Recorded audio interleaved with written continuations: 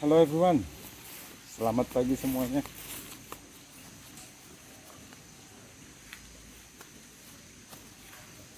Selamat merayakan Hari Bumi Sedunia. Halo, lucu banget dibilang merayakan Hari Bumi Sedunia. Gimana men? Anyway, bukan itu maksudnya. Tapi kita ambil hikmahnya, jadi kita ambil semangatnya bahwa kita di sini ini salah satunya adalah menjaga dan memelihara titipan yang luar biasa ini, ya, bumi tercinta kita. Bahludar, terima kasih ya sudah ada di channel saya saat ini. Nah, seperti biasa, kemarin di saat ada konsultasi khusus, kami membahas tentang fundamental bisnis, salah satunya tentang penggajian.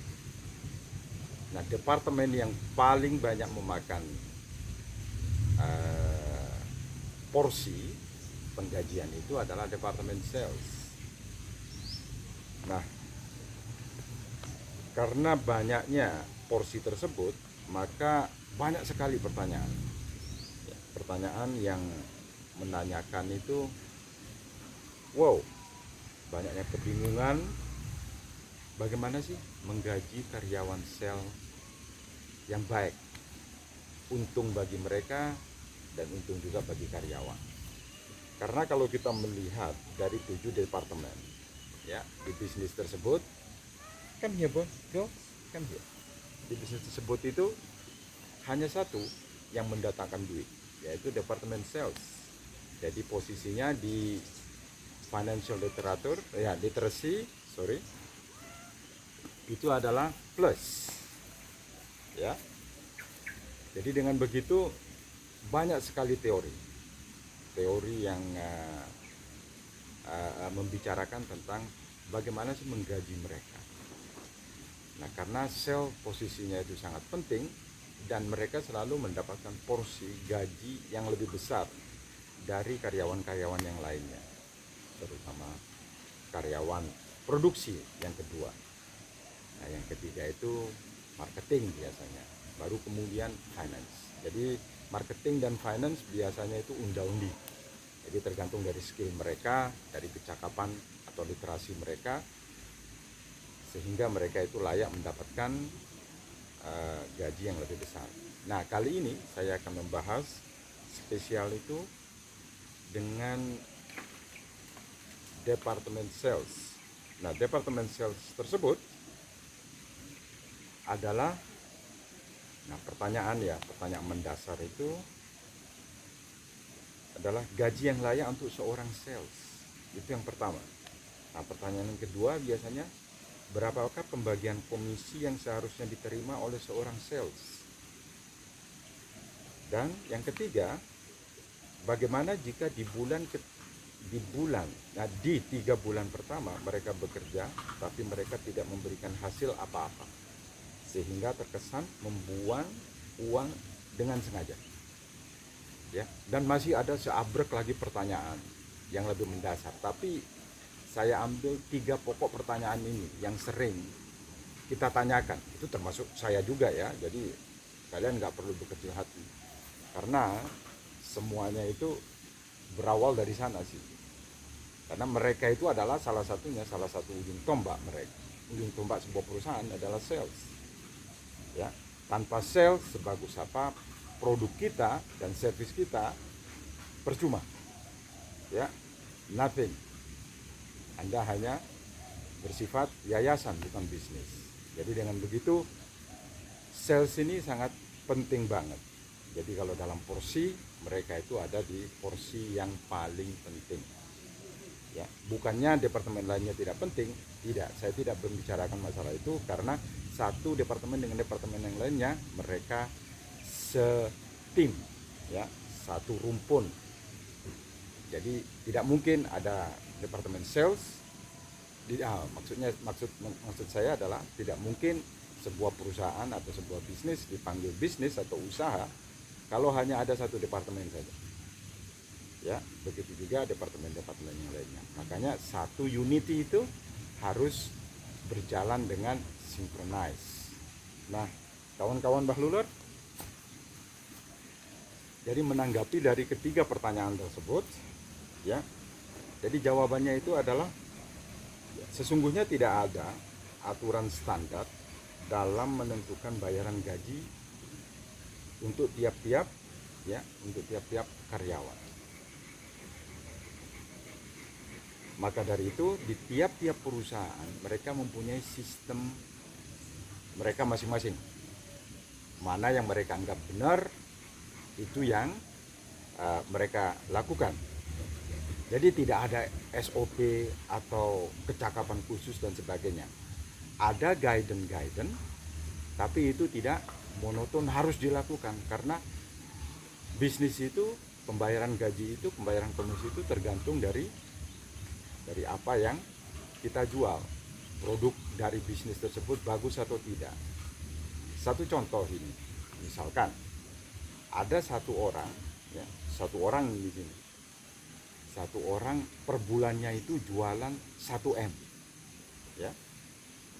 So per bulannya ini dari gross revenue dia per bulannya 1 M. Lantas dia datang kepada Anda dan minta, bos, saya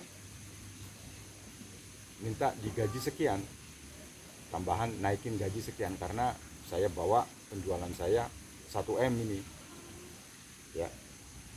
So kan kalau kita lihat 1 M itu banyak banget ya untuk satu orang per bulannya, dan itu luar biasa banget. Nah, tapi kita sebagai pemilik usaha harusnya kita ini berani bicara seperti begini. Well, look, sesungguhnya kamu itu tidak memproduksi apa-apa. Karena yang kamu jual itu rugi terus-menerus. Nah, kenapa rugi? Karena produk yang dia jual itu properti. Ya, satu properti harganya 3 juta sama dia dijual 1 M.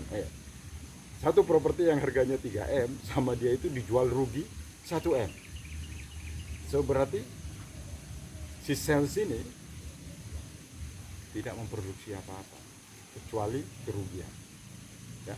Tapi lain halnya kalau si sales ini, ya, dia menjual ballpoint atau sarung bantal atau kaos seperti begini, dan dia itu jualannya 1 M sebulan, wah luar biasa banget.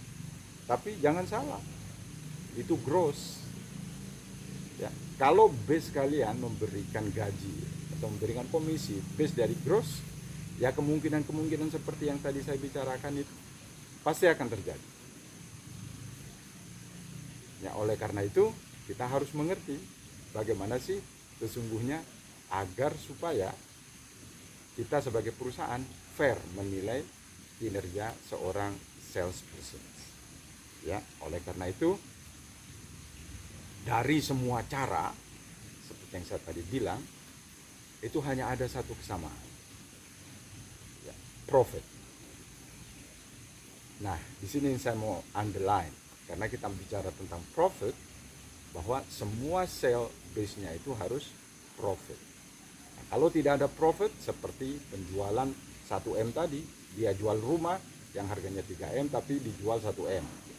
Kedengarannya wow, tapi perusahaan rugi terus. Ya. Begitu juga kaos misalkan.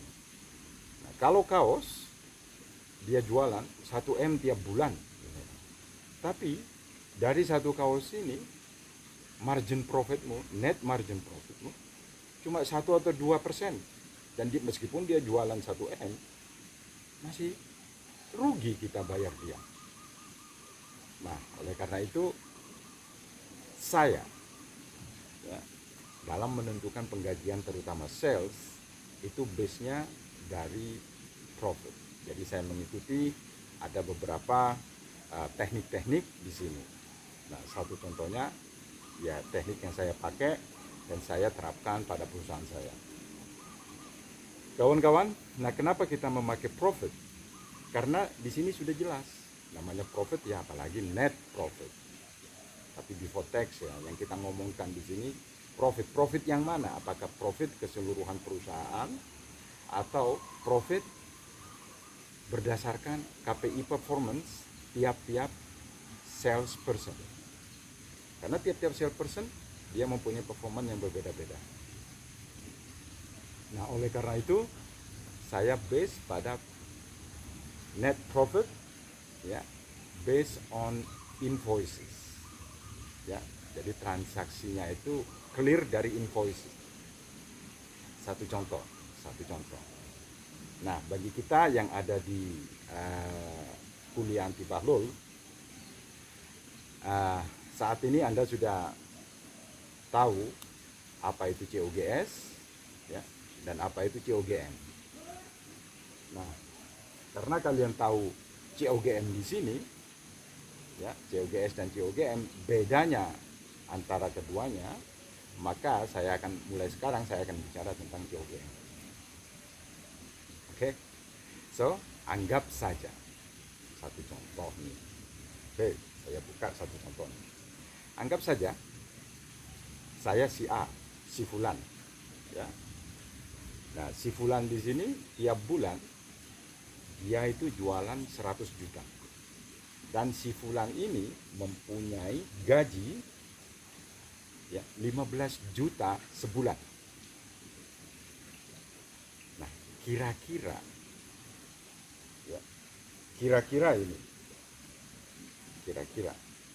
pembagian share-nya atau target share-nya di sini ini menguntungkan perusahaan atau tidak? Ya, so ingat, tolong dicatat. Si Fulan, anggap saja di sini si A, ya, dia menjual dalam satu bulan revenue kotor, jadi total invoice setelah diskon, ingat, setelah diskon itu 100 juta.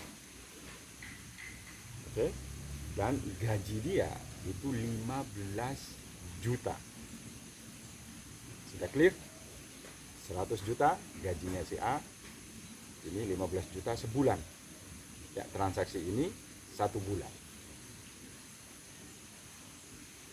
Paham ya? Alright, so kita lanjut. Nah, kalau kita mau menilai, ini perbedaannya. Kenapa saya tidak memakai revenue terus dibandingkan dengan gaji mereka? Alasannya seperti ini. Anggap saja kalau misalkan kita mempunyai revenue, nah, kenapa saya memakai profitnya? COGM, ya, dari total invoice 100 juta di situ adalah 47.120.000. Maka gross profit apa? Bisa dikatakanlah, ya, gross profit before tax, ya.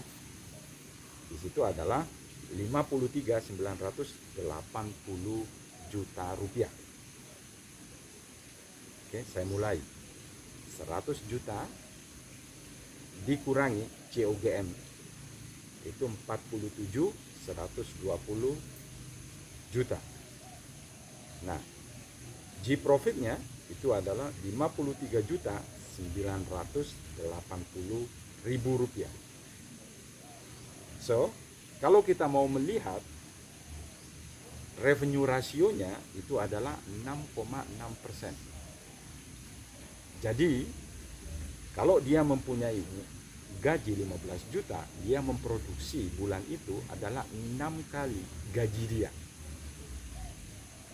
6,6%, berarti hampir 7%.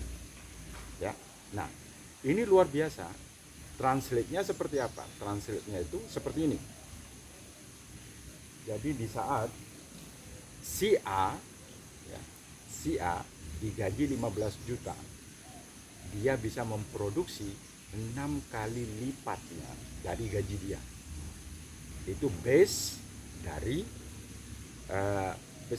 profit per invoice, dan ini fair banget. Jadi 1 milik dia dan 5,6 milik perusahaan. Itu fair. Ini masih gaji, bukan komisi. So, ini luar biasa.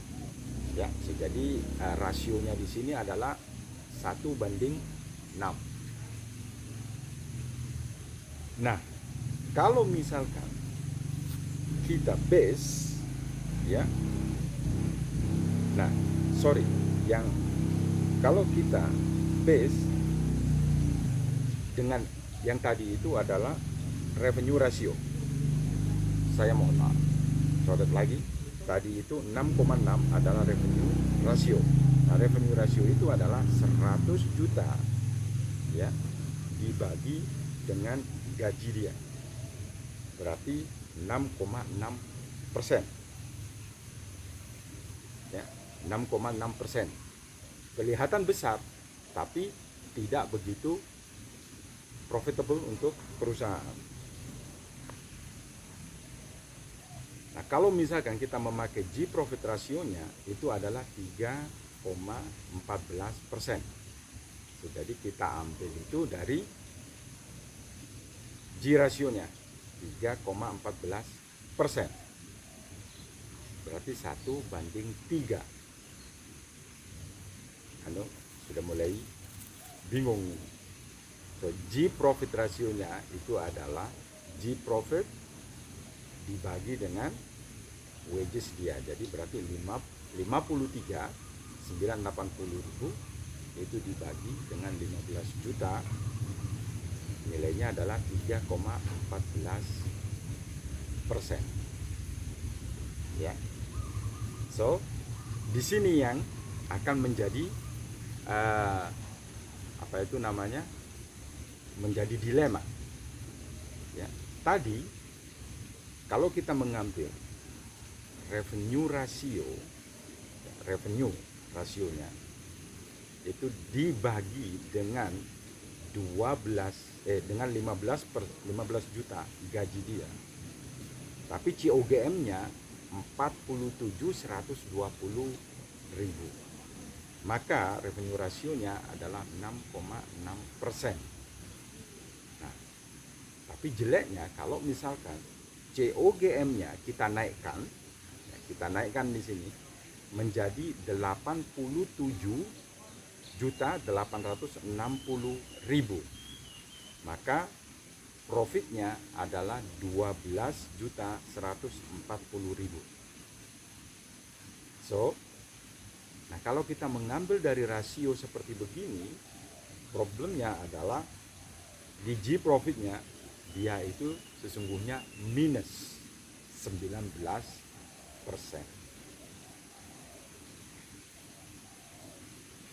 Paham? Atau bingung?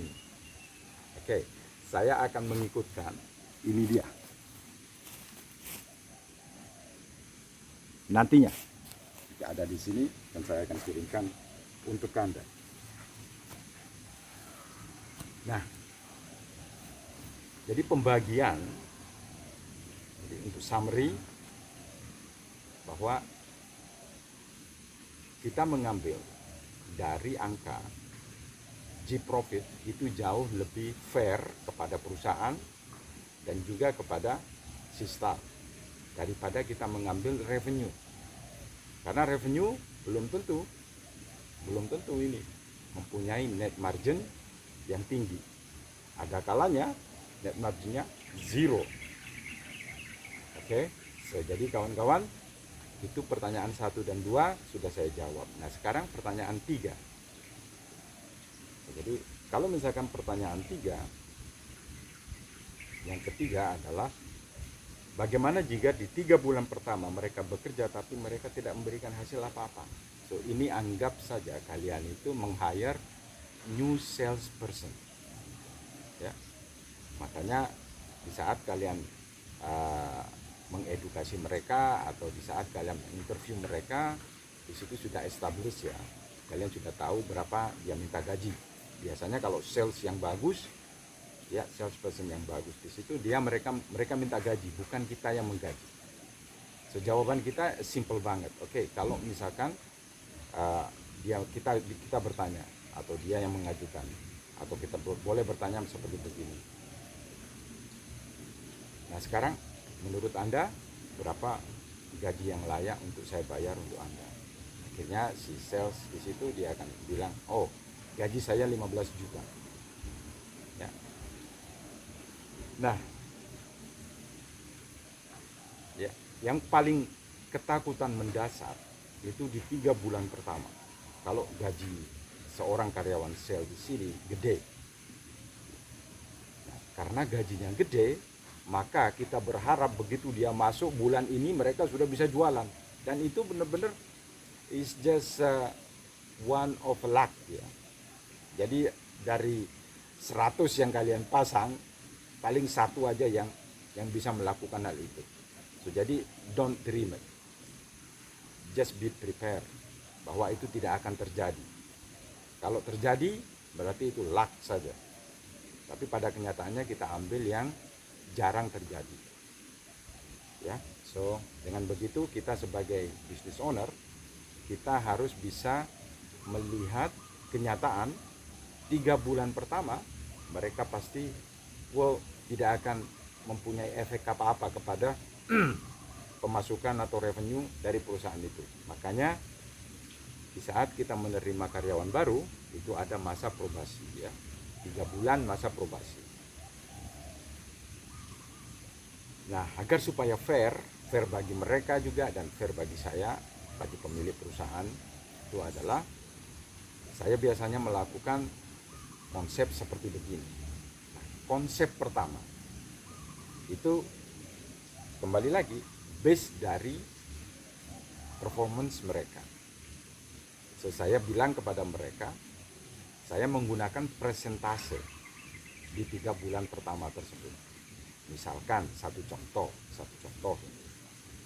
Oke, saya akan bayar kamu sesuai kontrak. Sekarang gaji kamu 15 juta, tapi 3 bulan pertama dalam masa probasi ini ada syarat dan ketentuan. Nah, syarat dan ketentuan di situ adalah sebagai berikut. Nah, syarat ketentuan itu sebagai berikut. Misalkan satu contoh. Nah, kalau misalkan bulan pertama, bulan kedua, dan bulan ketiga kita agree, ya. Nah, kamu tidak mempunyai sales apa-apa dan kamu tidak menambah apa-apa kepada perusahaan. Misalkan tidak ada kontak baru, tidak ada channel market baru. Pokoknya dia ada di situ hanya sebagai paling tidak dia masih menyelusuri pasar-pasar kita, misalkan seperti begitu dia belajar. Nah, kalau dia sudah minta 15 juta, biasanya dia itu sudah mulai top. Jadi kita tidak perlu lagi banyak lagi menggoreng atau mengarahkan dia, tapi kita lebih berfokus kepada edukasi produk knowledge dari perusahaan kita kepada dia. Nah, seperti begitu. Atau kita memberikan histori pasar-pasar kita yang terdahulu. Nah, seperti begitu biasanya. Jadi kita tidak perlu terlalu banyak mengguiden bagaimana sih mempenetrasi market baru atau mendevelop market baru based dari skill dan segmentasi gaji dia. Nah, seperti begitu. Nah, biasanya saya bilang seperti begitu. Dalam masa probasi, kalau kita agree seperti ini. Misalkan, kalau misalkan nggak ada sales, di bulan pertama tidak ada sales, ya, tidak ada sales, maka saya akan bayar kamu UMR. Ini fair karena dia masih dalam masa penjajakan. UMR saya akan bayar kamu. Nah, tapi kalau misalkan ada sales, ya, target kamu ini sekian, kamu sudah bisa tadi mengkalkulasi target base dari ya profit atau COGM, history dari penjualan kamu sebelum-sebelumnya. Ya. Jadi dengan begitu, kalau misalkan target kamu achieve misalkan 25%, ya, di bulan pertama, ini satu contoh berdasarkan KPI-nya, maka saya akan bayar gaji kamu itu 25% plus full komisi. Ya, jadi kita bisa bicara seperti begitu. Nah, kalau misalkan kamu achieve 50% di bulan kedua, ya, kembali lagi saya akan memberikan kamu gaji 50% dan full komisi. Begitu juga di saat 30% atau di saat 100%. Nah, di saat kamu bisa jualan 100% dari target yang kita tentukan, maka saya akan bayar gaji kamu 3 atau 100% plus full komisi. Nah, dari 3 bulan ini keduanya harus saling-saling diuntungkan. Nah, begitu juga nanti di bulan-bulan berikutnya. Nah, oleh karena itu konsep seperti begini kebanyakan diterima karena bagi si sales sendiri dia masuk ke dalam sebuah environment yang baru. Jadi dengan begitu perlu bond, perlu sesuatu yang bisa dikatakan penyesuaian, ya penyesuaian. Nah 3 bulan itu sudah bagus banget. Ya tergantung dari kecakapan si owner membimbing dia atau mengedukasi dia tentang product knowledge dan ya product knowledge dan segmen market yang akan dituju. Oke, dan selebihnya si sales sendiri yang mempunyai skill bagaimana cara dia jualan. Kamu nggak perlu ngajari si sales di sini kalau sudah dengan konsep gaji sebanyak ini, bagaimana cara jualan. Jadi kamu fokus di target market, ya, dan product knowledge, terutama product knowledge yang kamu betul-betul embed ya, atau diberikan infonya itu kepada si salesperson ini. Oke, nah kawan-kawan, semoga sesuatu yang singkat ini dapat bermanfaat.